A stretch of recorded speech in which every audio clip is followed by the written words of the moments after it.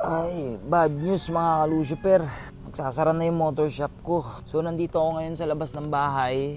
Papahangin dito sa village namin. Kasama ko lang si Ghost ngayon. Ayan. Nakakalungkot kasi sino ba naman hindi may stress ng ganito. Kabago-bago lang ng shop natin. Kailangan na nating isara. Hindi ko alam kung anong mararamdaman ko pero baka ganun talaga ang buhay. Diba? That's life. Kasi tignan nyo to, may nabasa akong comment. Ito, napakalakas ng loob mo magtayo ng motor shop. Pumunta kami dyan, punong-puno ang haba ng pila. Wala ka namang parkingan. Nakaparking kami sa gilid, pinaalis kami ng barangay. Anong gagawin namin? Ang layo pa naman ng biniyahe namin. Kawawa sa'yo, aray mo, pakak. Hindi ko alam kung matutuwa ba ako or maiinis dun sa comment ni Idol eh. Parang ang gulo kasi nung emotion eh.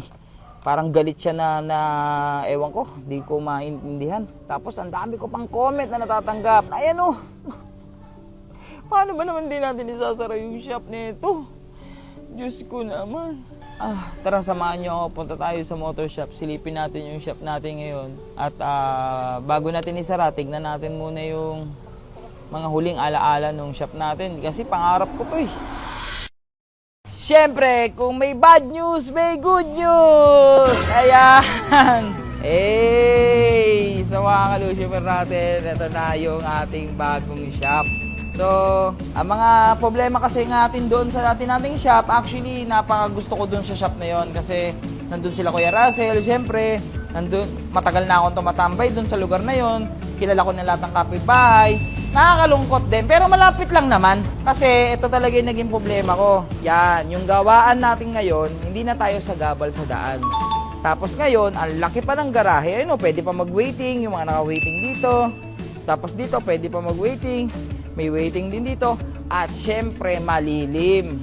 Isa sa naging problema ko sa shop, naaawa ko sa mga customer na mga nag-waiting. Wala silang masilungan. At ayun, ayan o. So, eto, lagayan ng gulong. Diyan. Tapos tingnan nyo yung loob natin. Ayan na. Tapos si Mayor oh!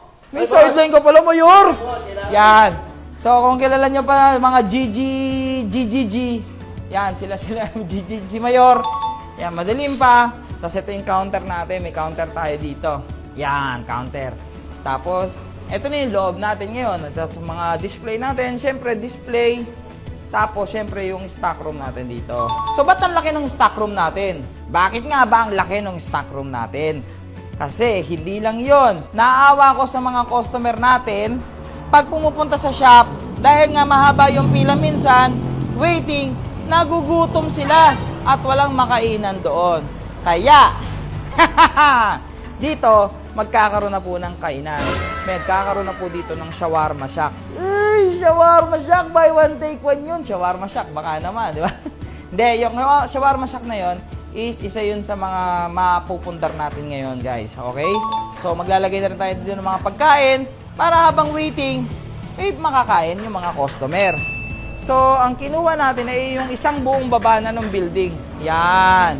So, kainan, motor shop. Tapos, di ba? Tagusan yan.